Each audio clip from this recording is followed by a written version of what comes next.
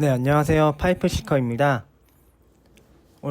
오늘도 이제 5월 30일자가 돼서 5월 마감 및 이제 뭐 구매 대행을 어떻게 보면 거의 반년 가까이 해오고 있으니까 그거에 대한 소회를 조금 풀어보려고 합니다.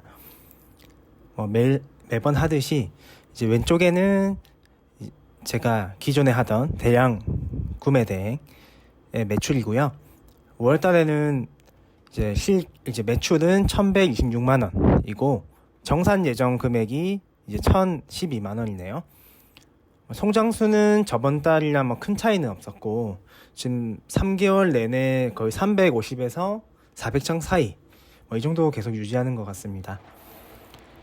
저번 달 4월 달에는 이제 매출이 한 1370 정도가 됐었는데 핑계 아닌 핑계로 이제 위안을 해보자면 5월 달에는 아무래도 휴일도 많고 사람들의 다른 지출이 크다 보니까 어린이날, 어버이날 있다 보니까 매출 심리나 소비 심리가 많이 둔화된 게 아닌가 개인적으로 생각은 하지만 이것도 제가 많이 신경을 못 써준 부분이 있기 때문에 제 잘못도 많이 크다고 생각을 합니다.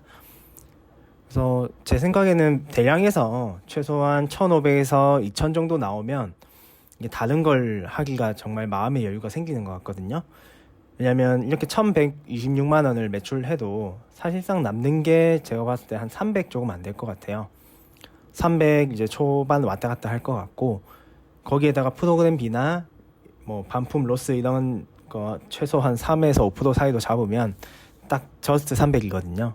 이게 이제 어떻게 보면 400에서 600 사이 정도 되면 좀 마음 편하게 다른 곳에 눈을 돌려서 제 부캐라고 해야 될까요? 그런 이제 사업의 씨앗들을 많이 뿌려 놓을 수 있을 것 같아요. 그래서 이번 달에는 제가 저번 달에 말했듯이 거의 죽어 있는 계정이 한두 개 정도 있어서 그 두 계정을 다 갈아줬어요. 갈아주니까 한 1, 2주 뒤에 주문이 조금씩 들어오더라고요. 그 계정들이.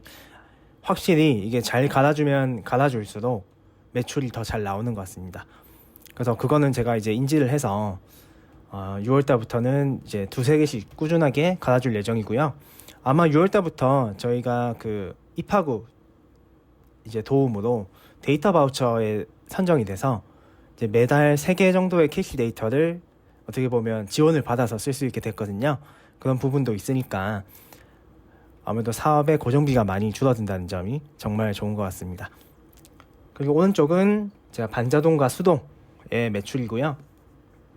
저번 달보다 성장은 했습니다. 아무래도 제가 그 효자 상품이라고 하는 제품을 하나 올려둔 게 저번 달보다 좀 더 잘 팔리더라고요. 그래서 매출은 467만 원 정도 나왔고 아마 이거를 제가 순이익을 매겨봐도 한 100만 원 초반대일 것 같아요. 왜냐면 그때 이제 숙제로 했던 위너 매칭이나 이런 부분의 상품들은 거의 역마진 나는 경우가 많더라고요. 그래서 그런 부분들은 하다가 이제 그냥 제가 상품을 삭제해버리거나 이랬다 보니까 실제로 대량보다 아직 마진이 좋진 않은 것 같고요. 근데 이제 반자동 수동 같은 경우에는 좀 천천히 쌓아가는 게 지금 저 개인적인 사정으로도 좀 많이 신경을 못 썼고 마음 같아서는 효자 상품을 하나 내지는 2개 더 발굴하고 싶었는데 좀 마음처럼 안 되더라고요. 대량을 하다 보니까 아침에 일어나서 이제 주문 처리에 CS 정도 하면 이제 2시간에서 2시간 반 정도 소요되고 이러다 보니까 좀 시간은 아마 넉넉했을 텐데 제가 다른 데 신경 쓸 때도 많고 에너지가 조금 부족해서 많이 신경을 못 써준 것 같아요. 그래서 이번 달에는 쿠데를 제가 재결제도 못하고 계속 이제 그냥 효자 상품 주문 들어온 거 처리하고 이런 식으로만 했던 것 같습니다. 광고는 계속 돌려다 보니까 그래서 아마 순이익이 더 낮아질 것 같아요. 광고가 그래도 한 달에 한 30만 원 정도는 들어가더라고요. 그렇게 보면 이게 2개를 해서 결국 한 400 정도가 나온다는 건데 이게 제가 직장인 다닐 때랑 비교해보면 아직은 좀 많이 부족한 것 같습니다. 직장인은 아무래도 공제도 많고 이러다 보니까 직장인의 실수령이랑 제가 지금 이걸로 떼고 실수령을 비교해보면 안 될 것 같고 이거는 아직 세금을 또 떼기 전이다 보니까요. 그래서 좀 더 성장을 해야겠다는 생각에 다른 좀 일들을 못하고 있는데 6월 달에는 이제 데이터 바우처 지원을 통해서 더 잘 갈아주면서 해야 될 것 같습니다. 그리고 이게 이제 제가 구매대행을 6개월 정도를 하면서 좀 많이 느꼈던 점을 좀 공유 드리고 싶습니다. 왜냐하면 어떤 알고리즘으로 직장인들이 항상 부업을 좀 생각을 하고 계시잖아요. 요즘에는 경기도 안 좋고 물가도 많이 오르고 금리도 너무 부담이 많이 되더라고요. 그러다 보니까 이제 무의식 중에 부업을 많이 생각하고 계실 거고, 또 시도해 보려고 했지만 이게 또 생각보다 진짜 많은 에너지가 초반에 들어가서 포기하셨던 분들도 많을 것 같습니다. 근데 제가 첫 부업으로 이제 제 만약에 지인이 시작한다고 하면 구매 대행을 추천해주고 싶은 게 정말 리스크가 낮은 것 같아요. 이게 초반에는 뭐 비상주 이제 사업자도 내야 되고 막 이런 게 소소하게 몇십만 원씩 들어가는 게 정말 큰 투자 같지만 사업의 개념으로 보면 정말 작은 금액이고, 이게 처음에는 뭐 좀 돈맥경화라고 해서 저도 이제 돈맥경화가 좀 오다 보니까 좀 부담이 되긴 하지만, 월급을 받으시는 분들은 훨씬 이런 거에 부담에 있어서 좀 낮게 느끼실 것 같거든요.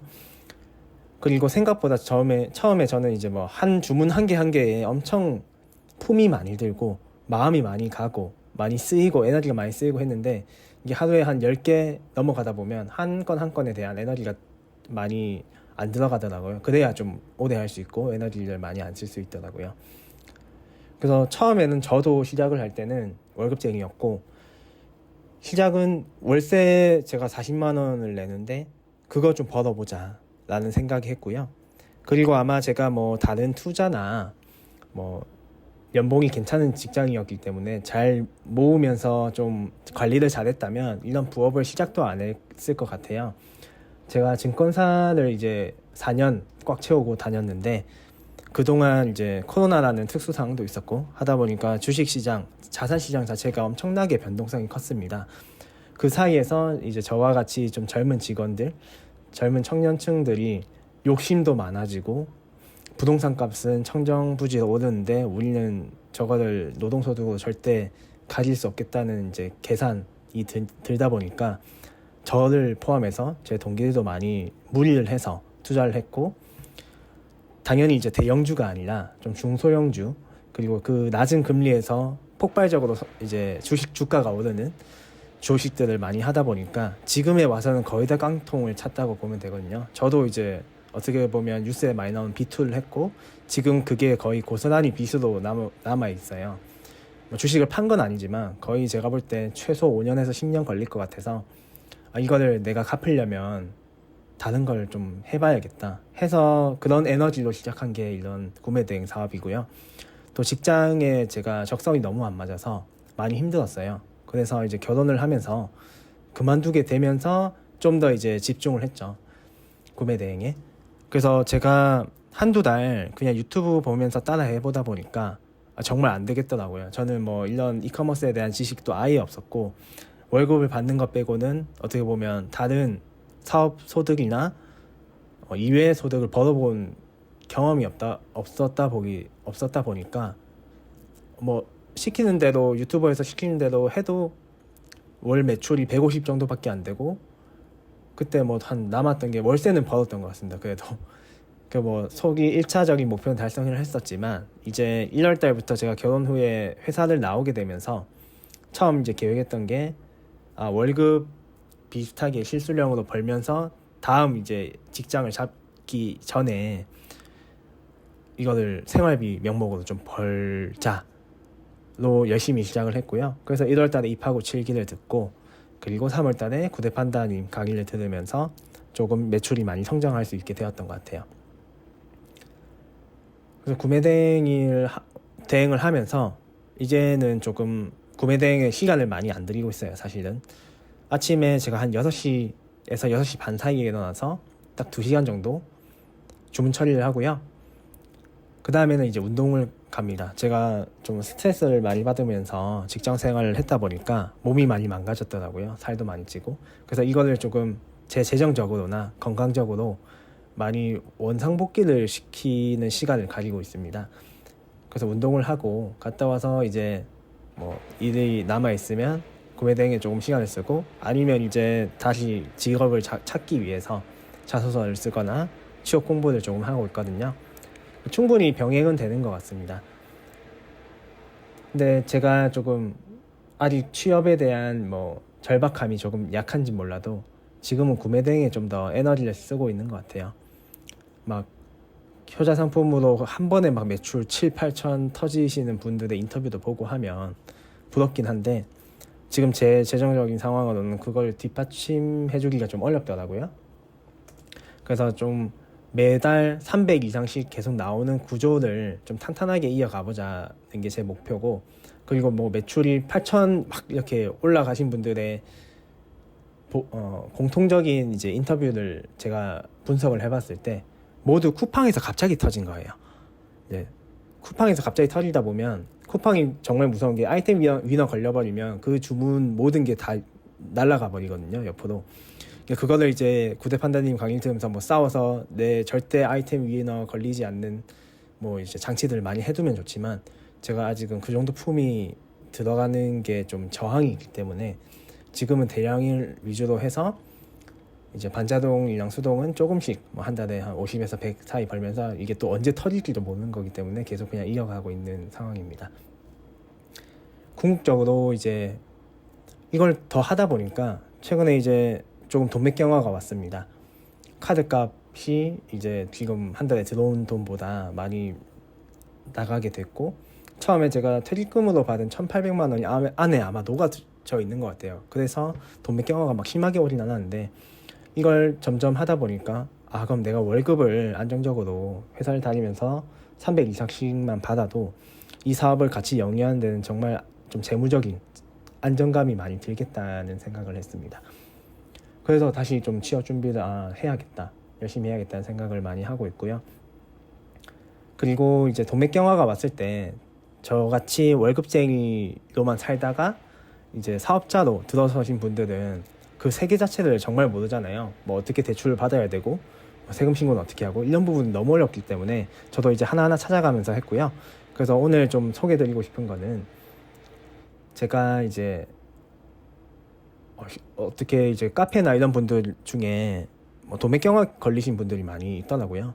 그래서 그분들이 이제 공통적으로 신용보증재단에서 대출을 많이 받는 걸 그냥 눈팅만 하다가 저도 좀 경험을 해야 될 것 같아서 보증재단 홈페이지에 들어가서 이런 예약을 해봤고, 제가 3월달에 한번 상담을 받고 왔어요. 뭐 당장 급한 게 아니었어서 대출을 바로 신청하진 않았지만, 그래서 뭐 어떤 서류가 필요하고 이런 부분들을 자세히 안내를 해주시더라고요. 그래서 이런 홈페이지에서 예약 신청을 하고 방문을 하시면 되고요. 카톡으로 어떤 이제 서류를 준비해서 가야 되는지 친절히 알려주시니까요.